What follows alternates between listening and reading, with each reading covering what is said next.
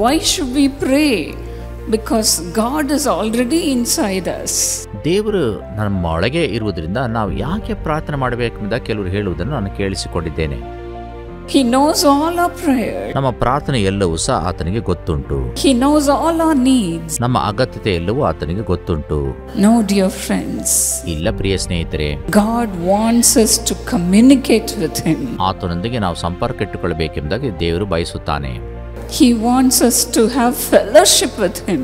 ಆತನೊಂದಿಗೆ ಅನ್ಯೋನ್ಯತೆ ಇಟ್ಟುಕೊಳ್ಳಬೇಕೆಂಬುದಾಗ ಆತನು ಬಯಸುತ್ತಾನೆ.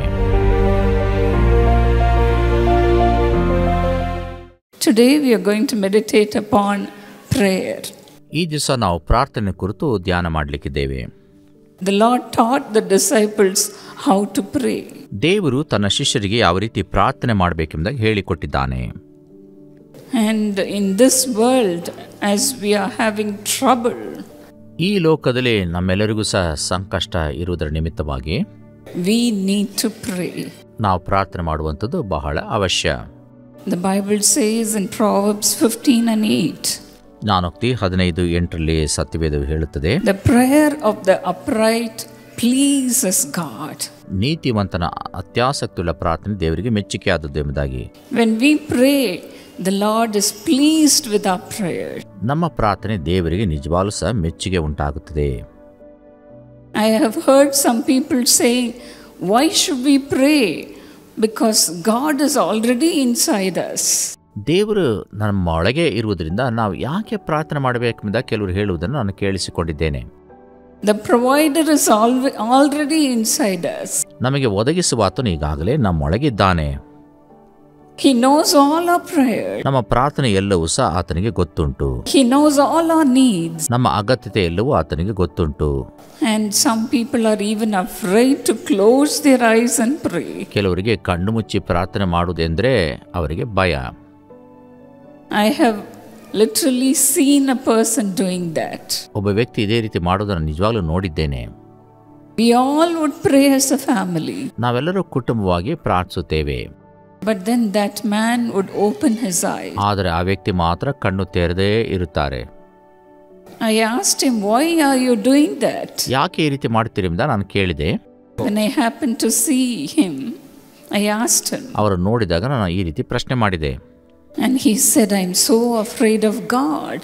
ದೇವರ ವಿಷಯದಲ್ಲಿ ನನಗೆ ಬಹಳ ಭಯ ಇದೆ ಎಂದಾಗ ಅವರು ಹೇಳಿದರು. I'm afraid that when I go closer to God, ನಾನು ದೇವರ ಸಮೀಪಕ್ಕೆ ಹೋಗುವಾಗ ನನಗೆ ಬಹಳ ಭಯವಾಗ್ತದೆ ಅಂದರು. I'll have more trouble. ನನಗೆ ಹೆಚ್ಚು ಸಮಸ್ಯೆಗಳು ಉಂಟಾಗುತ್ತದೆ. I'll be in trouble. ನನಗೆ ಸಮಸ್ಯೆಗಳು ಹೆಚ್ಚಾಗುತ್ತದೆ ದೇವರನ್ನು ಸಮೀಪಿಸಿದರೆ. So I am afraid of God. ಹೀಗಾಗಿ ದೇವರ ವಿಷಯದಲ್ಲಿ ನನಗೆ ಬಹಳ ಭಯ. No, dear friends. ಇಲ್ಲ ಪ್ರಿಯ ಸ್ನೇಹಿತರೆ, God wants us to communicate with Him. ಆತನೊಂದಿಗೆ ನಾವು ಸಂಪರ್ಕ ಇಟ್ಟುಕೊಳ್ಳಬೇಕೆಂಬುದಾಗಿ ದೇವರು ಬಯಸುತ್ತಾನೆ. He wants us to have fellowship with Him. ಆತನೊಂದಿಗೆ ಅನ್ಯೋನ್ಯತೆ ಇಟ್ಟುಕೊಳ್ಳಬೇಕೆಂಬುದಾಗಿ ಆತನು ಬಯಸುತ್ತಾನೆ. Prayer is nothing but having fellowship with God. ಪ್ರಾರ್ಥನೆ ಅಂದರೆ ದೇವರೊಂದಿಗೆ ಅನ್ಯೋನ್ಯತೆ ಇಟ್ಟುಕೊಳ್ಳುವುದು ಅಷ್ಟೇ. And God loves that time. ದೇವರು ಆ ಸಮಯವನ್ನು ಬಹಳವಾಗಿ ಪ್ರೀತಿಸುತ್ತಾನೆ. And we as children of God love such a time. ದೇವರ ಮಕ್ಕಳಾಗಿ ನಾವು ಸಹ ಆ ಸಮಯವನ್ನು ಬಹಳವಾಗಿ ಪ್ರೀತಿಸುತ್ತೇವೆ. And that's why Psalmist says in Psalm 104:34. ಕೀರ್ತನೆ 104:34 ಕೀರ್ತನಗಾರನು ಹೇಳ್ತಾನೆ, The meditation of the Lord shall be so sweet. ಕರ್ತನ ಧ್ಯಾನ ನನಗೆ ಬಹಳ ಪ್ರಿಯವಾಗಿದೆ. I am glad in the Lord. ನಾನು ಕರ್ತನಲ್ಲಿ ಆನಂದಿಸುತ್ತೇನೆ ಅನ್ನುತ್ತಾನೆ.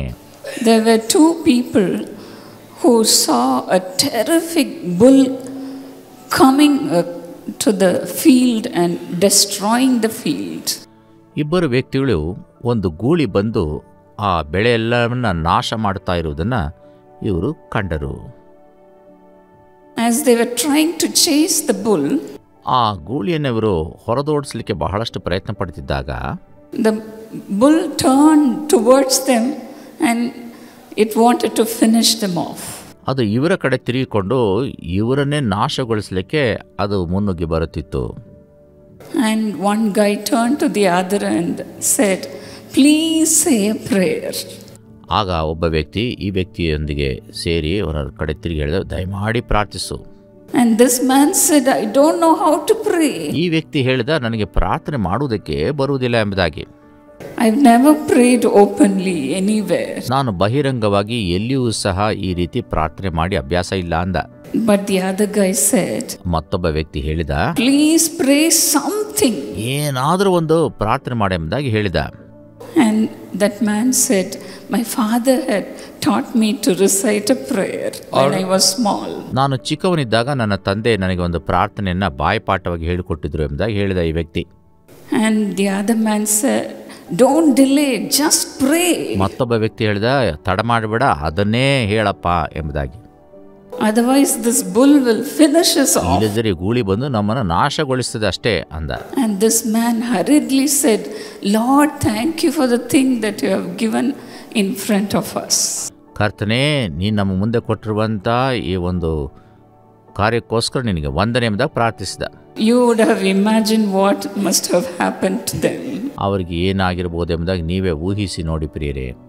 This is the kind of prayer people are praying. ಇಂತಹ ಪ್ರಾರ್ಥನೆಗಳನ್ನು ಜನರು ಪ್ರಾರ್ಥಿಸುತ್ತಾರೆ. But then the Lord is so worried and he is saying in Isaiah 59 and 16. ಯೆಶಾಯ 59:16 ಕರ್ತನು ಬಹಳ ಚಿಂತಾಕ್ರಾಂತನಾಗಿ ಆತನು ಹೇಳುತ್ತಾನೆ, The Lord saw that there was no man and wondered that there was no intercessor. ಕರ್ತನು ಇವರನ್ನು ನೋಡಿ ವ್ಯಸನಗೊಂಡು ಹೇಳ್ತಾನೆ, ಇವರ ಮಧ್ಯದಲ್ಲಿ ಮಧ್ಯಸ್ಥಿಕೆ ವಹಿಸುವನು ಯಾರೂ ಇಲ್ಲವಲ್ಲ. And in Isaiah 59 and 15, the Lord is so displeased with these people. ಯೆಶಾಯ 59:15 ಕರ್ತನು ಇವರ ವಿಷಯದಲ್ಲಿ ಬಹಳಷ್ಟು ನೊಂದುಕೊಳ್ಳುವುದನ್ನು ವ್ಯಸನಗೊಳ್ಳುವುದನ್ನು ನೋಡ್ತೇವೆ. When we pray to God, it pleases God. ನಾವು ದೇವರಲ್ಲಿ ಪ್ರಾರ್ಥಿಸುವಾಗ ದೇವರು ಅದಕ್ಕೆ ಮೆಚ್ಚುಗೆಯನ್ನು ಉಂಟು ಮಾಡುತ್ತಾನೆ. With these people, the Lord is so displeased. ಆದರೆ ಈ ಜನರ ವಿಷಯದಲ್ಲಿ ದೇವರಾದರೂ ಬಹಳವಾಗಿ ವ್ಯಸನಗೊಳ್ಳುತ್ತಾನೆ. The Bible also says, when we have trouble, we should go closer to God. ಸತ್ಯವೇದವು ಹೇಳುತ್ತದೆ, ನಮಗೆ ಸಮಸ್ಯೆಗಳು ಕಷ್ಟಗಳು ಬರುವಾಗ ನಾವು ದೇವರ ಸಮೀಪಕ್ಕೆ ಹೋಗಬೇಕು ಎಂಬುದಾಗಿ. In James 5:13, the Bible says, ಯಾಕೋಬ 5:13 ಸತ್ಯವೇದವು ಹೇಳುತ್ತದೆ, if anyone among you is in trouble, let them go and pray. ನಿಮ್ಮಲ್ಲಿ ಬಾಧೆ ಪಡುವರು ಯಾರಾದರೂ ಇದ್ದರೆ ಅವರು ದೇವರನ್ನು ಪ್ರಾರ್ಥಿಸಲಿ ಎಂಬುದಾಗಿ ಆ ವಾಕ್ಯದಲ್ಲಿ ಹೇಳಲ್ಪಟ್ಟಿದೆ ಪ್ರಿಯರೇ. Other than God, where can we go with all the troubles in our lives? ನಮ್ಮ ಜೀವಮಾನದಲ್ಲಿ ಇಷ್ಟೊಂದು ಸಂಕಷ್ಟಗಳಿರುವಾಗ ದೇವರನ್ನು ಬಿಟ್ಟು ನಾವು ಇನ್ನೆಲ್ಲಿಗೆ ಹೋಗಲಿಕ್ಕೆ ಸಾಧ್ಯ? If we have trouble, we have to go to God. ನಮ್ಮಲ್ಲಿ ಸಂಕಷ್ಟಗಳು ಹೋರಾಟಗಳು ಇರುವುದಾದರೆ ನಾವು ದೇವರ ಬಳಿಗೆ ಹೋಗಬೇಕು. And also the Bible says, if you are happy, sing hymns and praise God. ಸತ್ಯವೇದ ಹೇಳ್ತದೆ, ನಿಮ್ಮಲ್ಲಿ ಸಂತೋಷ ಪಡುವನು ಇದ್ದರೆ ಅವನು ದೇವರಿಗೆ ಕೀರ್ತನೆ ಹಾಡಲಿ ಎಂಬುದಾಗಿ. That's why David says, I will bless the Lord at all times. ಆದಮೇಲೆ ದಾವೀದನು ಹೇಳ್ತಾನೆ, ಕರ್ತನನ್ನು ಯಾವಾಗಲೂ ಸಹ ಹಾಡಿ ಹೊಗಳುತ್ತೇನೆ, ಹರ್ಷಿಸುತ್ತೇನೆ. And I will have joyful lips praising God. ನಾನು ದೇವರನ್ನ ಆನಂದ ಧ್ವನಿಯಿಂದ ಯಾವಾಗಲೂ ಸ್ತುತಿಸುತ್ತೇನೆ, ಸ್ತೋತ್ರ ಮಾಡುತ್ತೇನೆ ಅನ್ನುತ್ತಾನೆ. In Revelations 5:8, the Bible says our prayer is an incense to God. ಪ್ರಕಟಣೆ 5:8 ಸತ್ಯವೇದ ಹೇಳುತ್ತದೆ, ನಮ್ಮ ಪ್ರಾರ್ಥನೆಯಲ್ಲೂ ಸಹ ಆತನ ಪಾದಸಂದಲ್ಲಿ ಧೂಪದೋಪಾದಿಯಲ್ಲಿ ಹೋಗಿ ಸೇರುತ್ತದೆ ಎಂಬುದಾಗಿ. The Lord is so pleased with our prayer. ಕರ್ತನು ನಮ್ಮ ಪ್ರಾರ್ಥನೆಯಲ್ಲಿ ಬಹಳವಾಗಿ ಮೆಚ್ಚುಗೆಯನ್ನು ಸೂಚಿಸುತ್ತಾನೆ. Psalm 141 and 2. ಕೀರ್ತನೆ 141:2 He says, may my prayer be set before you like incense. ಕರ್ತನೇ, ನನ್ನ ಪ್ರಾರ್ಥನೆಯು ಧೂಪದಂತೆ, ನಾನು ಕೈ ಎತ್ತುವುದು ಸಂಧ್ಯಾ ನೈವೇದ್ಯಂತೆ ನಿನಗೆ ಸಮರ್ಪವಾಗಲಿ. May the lifting of my hand be like the evening sacrifice. ನಾನು ಕೈ ಎತ್ತುವಂಥದ್ದು ಸಂಧ್ಯಾ ನೈವೇದ್ಯದಂತೆ ನಿನಗೆ ಸಮರ್ಪಕವಾಗಲಿ ಎಂಬುದಾಗಿ ಆತನು ಅಲ್ಲಿ ಬರೆಸಿಟ್ಟಿದ್ದಾನೆ. After marriage, when I went to the Dinakaran family, ವಿವಾಹವಾದ ನಂತರ ನಾನು ದಿನಕರನ್ ಕುಟುಂಬಕ್ಕೆ ಹೋದಾಗ in their house there was always prayer. ಅವರ ಮನೆಯಲ್ಲಿ ಯಾವಾಗಲೂ ಸಹ ಪ್ರಾರ್ಥನೆ ಇರುತ್ತಿತ್ತು. Before marriage, of course, I too prayed. ಮದುವೆಗೆ ಮುಂಚೆ ನಾನು ಸಹ ಪ್ರಾರ್ಥಿಸ್ತಾ ಇದ್ದೆ.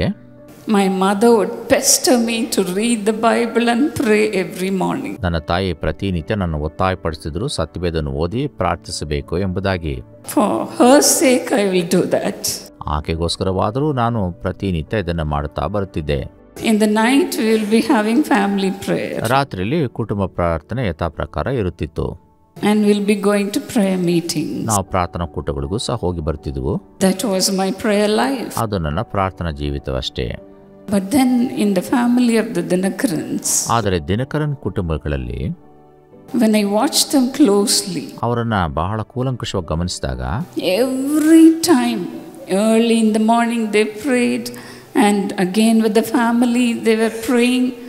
Then in the afternoon before food they used to pray, in the evening and in the night. Before doing everything they would pray. ಪ್ರತಿ ಮುಂಜಾನೆ ಅವರು ಪ್ರಾರ್ಥಿಸುತ್ತಿದ್ದರು, ಕುಟುಂಬವಾಗಿ ಪ್ರಾರ್ಥಿಸುತ್ತಿದ್ದರು, ಮಧ್ಯಾಹ್ನ ಊಟಕ್ಕೆ ಮುಂಚೆ ಪ್ರಾರ್ಥಿಸುತ್ತಿದ್ದರು, ಸಂಜೆ ಪ್ರಾರ್ಥಿಸುತ್ತಿದ್ದರು, ಮತ್ತು ರಾತ್ರಿ ಕುಟುಂಬವಾಗಿ ಪ್ರಾರ್ಥಿಸುತ್ತಾ ಇದ್ದರು, ಮತ್ತು ಏನೇ ಒಂದು ಕಾರ್ಯವನ್ನು ಮಾಡೋದಕ್ಕಿಂತ ಮುಂಚಿತವಾಗಿ ಸಹ ಪ್ರಾರ್ಥನೆ ಮಾಡುತ್ತಾ ಇದ್ದರು. As I was newly married, that was so difficult for me. ಹೊಸದಾಗಿ ನಾನು ವಿವಾಹವಾಗಿದ್ದರಿಂದ ನನಗೆ ಈ ಎಲ್ಲ ಕಾರ್ಯಗಳು ಬಹಳ ಕಷ್ಟಕರವಾಗಿತ್ತು. Even before we could go anywhere, they will just stand before the door and they will pray. ಎಲ್ಲಿಗಾದರೂ ಹೋಗಬೇಕಾದರೂ ಬಾಗಿಲ ಬಳಿ ನಿಂತುಕೊಂಡು ಅವರು ಒಟ್ಟಾಗಿ ಸೇರಿ ಪ್ರಾರ್ಥನೆ ಮಾಡ್ತಾ ಇದ್ರು. And not only that, they will ask me, Evangeline, will you pray? ಅದು ಮಾತ್ರವಲ್ಲ, ನನ್ನನ್ನು ಕೇಳ್ತಾ ಇದ್ರು, ಇವಾಂಜಲಿನ್ ನೀನು ಪ್ರಾರ್ಥನೆ ಮಾಡುವಿಯಾ ಎಂಬುದಾಗಿ. It was so tough for me. ನನಗೆ ಅದು ಬಹಳ ಕಷ್ಟಕರವಾಗಿತ್ತು. But then ಆದರೆ every morning as they would pray, ಪ್ರತಿ ಮುಂಜಾನೆ ಅವರು ಪ್ರಾರ್ಥಿಸುತ್ತಾ ಇದ್ದಂಥ ಸಂದರ್ಭಗಳಲ್ಲಿ after reading the Bible, as they would be praying, they would be filled with the joy of the Holy Spirit. ಸತ್ಯವೇದವನ್ನು ಓದಿ ಅವರು ಪ್ರಾರ್ಥಿಸ್ತಾ ಇದ್ದಂಥ ಸಮಯದಲ್ಲಿ ಪರಿಶುದ್ಧಾತ್ಮದಿಂದ ಅವರು ಪ್ರಾರ್ಥಿಸುತ್ತಿದ್ದರಿಂದ ಆನಂದ ಭರಿತರಾಗಿದ್ದರು. In those days I lost my dear mother who was praying for my blessing. ಆಗ ತಾನೇ ನಾನು ನನಗೋಸ್ಕರ ಪ್ರಾರ್ಥಿಸ್ತಾ ಇದ್ದಂಥ ನನ್ನ ಪ್ರೀತಿಯ ತಾಯಿಯನ್ನು ಸಹ ನಾನು ಕಳೆದುಕೊಂಡಿದ್ದೆ. And I was full of sorrow. ಬಹಳ ದುಃಖದಲ್ಲಿ ಇದ್ದೆ ನಾನು. But then when I looked at my husband's and my husband's parents' face when they were praying, ನಾನು ಆಗ ನನ್ನ ಗಂಡ ಮತ್ತು ಗಂಡನ ಕುಟುಂಬದವರು ಪ್ರಾರ್ಥನೆ ಮಾಡುವಾಗ ಅವರ ಮುಖಗಳನ್ನು ಗಮನಿಸ್ತಾ ಇದ್ದೆ. ಅದನ್ನು ನಾನು ನೋಡ್ತಾ ಇದ್ದಾಗ they would be filled with the joy of the Holy Spirit. ಅವರು ಪರಿಶುದ್ಧಾತ್ಮನ ಆನಂದದಿಂದ ತುಂಬಿಸಲ್ಪಡ್ತಾ ಇರೋದನ್ನು ಕಾಣುತ್ತಿದ್ದೆ. And only then I realized the importance of prayer. ಆಗ ನಾನು ಗ್ರಹಿಸಿಕೊಂಡೆ ಪ್ರಾರ್ಥನೆ ಮಾಡುವಂಥದ್ದರ ಪ್ರಾಮುಖ್ಯತೆ ಏನೆಂಬುದಾಗಿ. And I said, Lord, I want this joy in my heart also. ಕರ್ತನೇ, ಈ ಆನಂದ ನನ್ನ ಹೃದಯದಲ್ಲೂ ಸಹ ಬೇಕೆಂಬುದಾಗಿ ನಾನು ಕೇಳಿಕೊಂಡೆ. And from that time on I started to pray. ಅಂದಿನಿಂದ ನಾನೂ ಸಹ ಪ್ರಾರ್ಥನೆ ಮಾಡಲಿಕ್ಕೆ ಆರಂಭಿಸಿದೆ. And I said, it is good, Lord, for me that I have been afflicted. ಕರ್ತನೇ, ಇದು ಒಳ್ಳೆಯದೇ ಆಯಿತು ನನಗೆ ಈ ಸಂಕಷ್ಟಗಳು ಬಂದಿದ್ದು ಎಂಬುದಾಗಿ ನಾನು ಅಂದೆ. So that I could learn your statutes. ಆಗ ನಿನ್ನ ಧರ್ಮ ಪ್ರಮಾಣವನ್ನು ಕಲಿತುಕೊಳ್ಳಿಕ್ಕೆ ಆಯಿತು. And as I began to pray, the Lord started to teach me through the word of God. ನಾನು ಪ್ರಾರ್ಥನೆ ಮಾಡಲು ಆರಂಭಿಸಿದಾಗ ಕರ್ತನು ತನ್ನ ವಾಕ್ಯದ ಮುಖಾಂತರವಾಗಿ ನನಗೆ ಬೋಧಿಸಲಿಕ್ಕೆ ಆರಂಭಿಸಿದನು. As to how I should behave in the family. ಕುಟುಂಬದಲ್ಲಿ ನಾನು ಯಾವ ರೀತಿ ವರ್ತಿಸಬೇಕೆಂಬುದಾಗಿ ಆತನು ಹೇಳಿಕೊಟ್ಟನು. As to how I should minister. ಯಾವ ರೀತಿಯಲ್ಲಿ ನಾನು ದೇವರ ಸೇವೆಯನ್ನು ಮಾಡಬೇಕೆಂಬುದಾಗಿ ಹೇಳಿಕೊಟ್ಟನು. As to how I should pray for the people. ಯಾವ ರೀತಿ ಜನರಿಗೋಸ್ಕರ ನಾನು ಪ್ರಾರ್ಥಿಸಬೇಕೆಂಬುದಾಗಿ ಹೇಳಿಕೊಟ್ಟನು. And every time I would pray and go and preach the word of God, ಪ್ರತಿಯೊಂದು ಸಾರಿ ನಾನು ಪ್ರಾರ್ಥನೆ ಮಾಡಿ ಹೋಗಿ ದೇವರ ಸುವಾರ್ತೆಯನ್ನು ಸಾರುವಾಗ the joy of the Holy Spirit would fill the hearts of the people. ಪರಿಶುದ್ಧಾತ್ಮನ ಆನಂದ ಜನರೆಲ್ಲರ ಹೃದಯವನ್ನು ಪರಿಪೂರ್ಣವಾಗಿ ಆವರಿಸಿಕೊಳ್ಳುತ್ತಿತ್ತು. And only after that I realized the value of prayer. ಅದಾದರ ನಂತರವೇ ನಾನು ಪ್ರಾರ್ಥನೆಯ ಮಹತ್ವವನ್ನು ಅರ್ಥ ಮಾಡಿಕೊಂಡೆ. And that I began to have the habit of praying and praying and praying like the Dinakarans. ಅದಾದ ನಂತರ ದಿನಕರನ್ ಕುಟುಂಬದವರಂತೆ ನಾನು ಸಹ ಪ್ರಾರ್ಥನೆ ಪ್ರಾರ್ಥನೆ ಪ್ರಾರ್ಥನೆ ಮಾಡೋದನ್ನು ಕಲಿತುಕೊಂಡೆ. And the Lord today has made me to be a part of Dinakarans. ಈ ದಿವಸ ದಿನಕರ ಕುಟುಂಬದಲ್ಲಿ ನಾನೂ ಸಹ ಒಂದು ಪಾಲನ್ನು ಹೊಂದಲಿಕ್ಕಾಗುವಂತೆ ದೇವರು ನನ್ನ ಆಶೀರ್ವದಿಸಿದನು. What a privilege it is to be in prayer all the time. ಯಾವಾಗಲೂ ಪ್ರಾರ್ಥನೆ ಇರುವಂಥದ್ದು ಎಂತಹ ಒಂದು ಸೌಭಾಗ್ಯಕರವಾದ ವಿಷಯ. The meditation of him shall be so sweet. ಕರ್ತನ ಧ್ಯಾನ ನಿಜವಾಗಲೂ ಸಹ ನಮ್ಮೆಲ್ಲರೂ ಸಹ ಬಹಳ ಪ್ರಿಯವಾದಂಥ ಒಂದು ಕಾರ್ಯ. And we will be glad in the Lord. ನಾವು ಕರ್ತನಲ್ಲಿ ಯಾವಾಗಲೂ ಸಹ ಆನಂದಿಸುವವರಾಗಿರುತ್ತೇವೆ. That's what the Bible says in Psalm 16 and 11. ಕೀರ್ತನೆ 16:11 ಅದನ್ನೇ ಸತ್ಯವೇದ ಹೇಳುತ್ತದೆ. In his presence there is fullness of joy. ಆತನ ಸಮ್ಮುಖದಲ್ಲಿ ಪರಿಪೂರ್ಣ ಸಂತೋಷವಿದೆ. Hallelujah. Hallelujah. Hallelujah. Hallelujah.